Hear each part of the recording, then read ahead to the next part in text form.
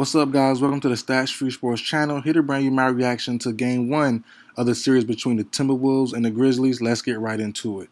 The Timberwolves pull off the upset number 2 seed of only Game 1. Just Game 1 right now, but 1-0 right now. Timberwolves way, 130 to 117.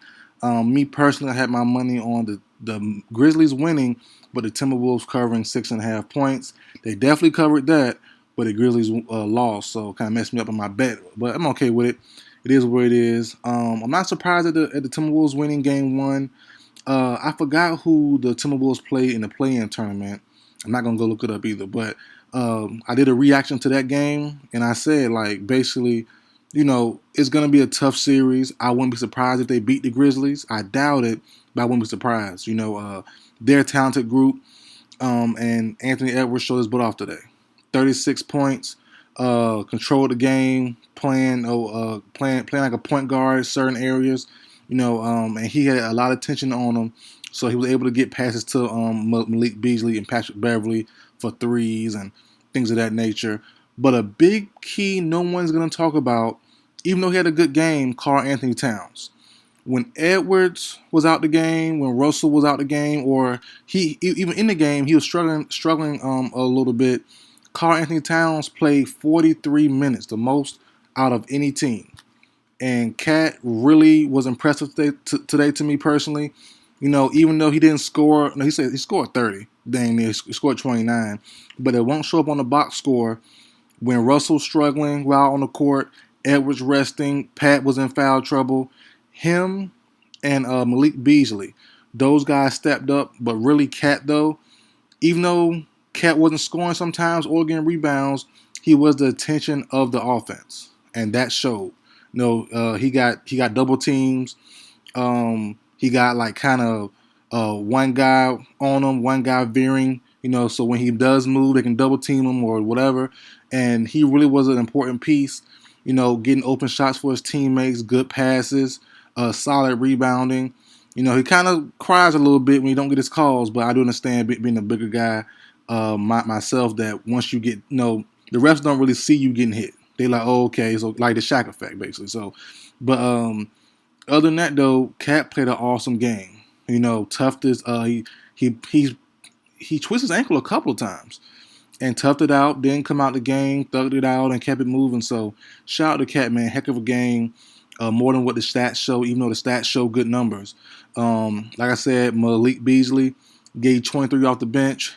I believe maybe 5 for 8, 5 or 9, somewhere around there for the 3-point shot. Overall, good game, man. I expect Russell to play better down the stretch. Even though, and like I said, it's not all about the numbers wise, but he did miss a lot of shots. Couldn't really find a rhythm in his physical matchup. But yeah, other than that, I do expect him to play better down the stretch in these next few games. Pat Bev was in foul trouble a lot, but he did make his impact in certain key moments. Can't even talk.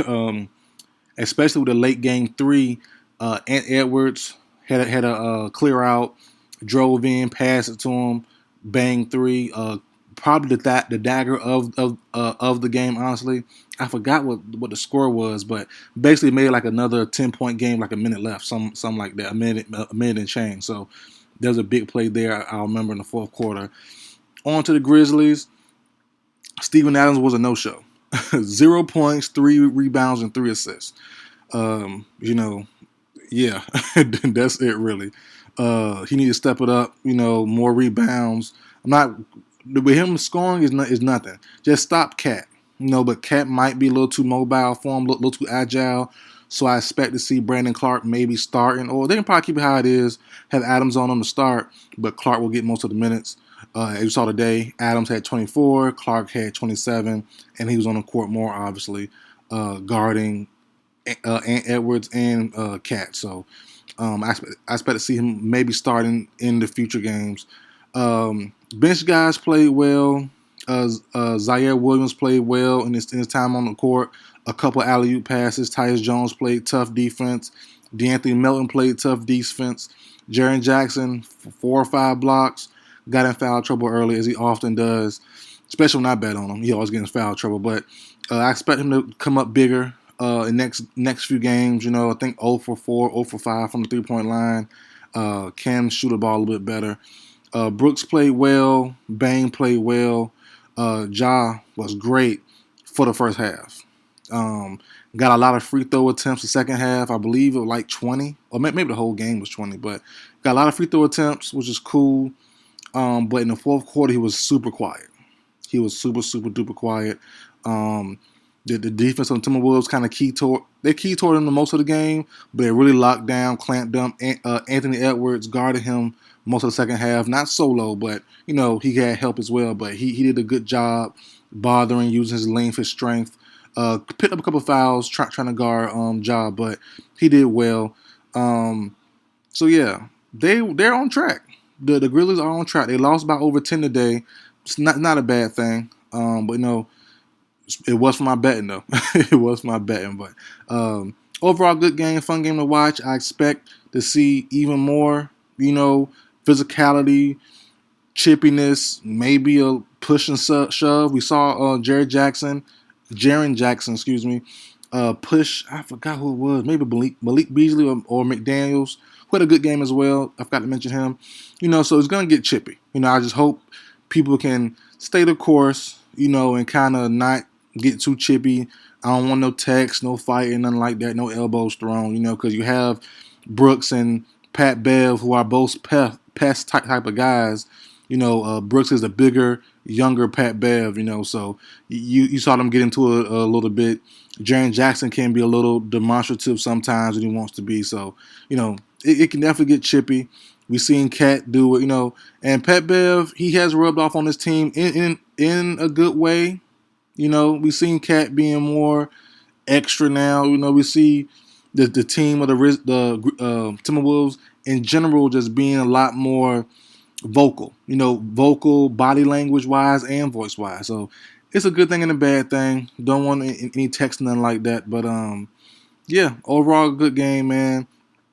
Also another good guy as well who played well, Taurean Prince. Not a lot of points, not a lot of rebounds, good solid defense. Same as McDaniels. He scored 15 and 7, but Prince had 5 and 2, but still good defense, good time on the court. He only had 12 minutes, but spent the 12 minutes well. Really did. Jordan McLaughlin, backup point guard, did well also. Only 9 minutes, 3 assists, no points, no rebounds. Led the team like a field general. Played solid defense. Got players where we need to get the ball at. Fed Cat when we needed to. Ran the offense well. Stuff like that goes underappreciated. The stats don't show. So overall, good game, man. Good game one. Wanted to get my bet right, but it is what it is, man. The Timberwolves pull it out. I'm excited for this series. This is one I will watch every game of. I'm going to try my best to. So, yeah, man, that's it for the video, guys. Like, share, comment, subscribe. I will see you guys next time.